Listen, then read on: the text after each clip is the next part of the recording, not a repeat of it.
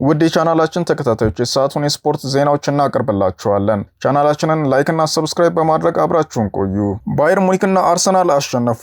በአውሮፓ ቻምፒየንስ ሊግ ሩብ ፍጻሜ ባየር ሙኒክ ሪያል ማድሪድን 2-1 በሆነ ውጤት አሸንፏል። የባየር ሙኒክን የማሸነፊያ ግብ ሃሪ ኬን እና ሉዊስ ዲያዝ ሲያስቆጥሩ ለሪያል ማድሪድ ሙባፔ ከመረብ አሳርፏል። በሌላ ጨዋታ አርሰናል ከስፖርቲንግ ሊዝበን ጋር ያደረገውን ጨዋታ 1-0 በሆነ ውጤት ማሸነፍ ችሏል። የመድፈኞቹን የማሸነፊያ ግብ ካይ ሃቨርትዝ ባለቀ ሰዓት አስቆጥሯል። ፈረንሳያዊው የፊት መስመር አጥቂ ኪሊያን ሙባፔ 14ኛ የቻምፒየንስ ሊግ ጎሉን አስቆጥሯል። የመልስ ጨዋታዎች በሚቀጥለው ሳምንት ረቡዕ የሚደረጉ ይሆናል።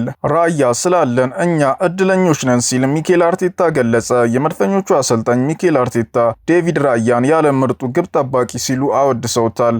እዚህ ከመጣ ጀምሮ ምርጥ አቋሙን እያሳየ ነው ያሉት ሚኬል አርቴታ እሱ ከኛ ጋር ስላለ እድለኞች ነን ሲሉ ገልጸዋል።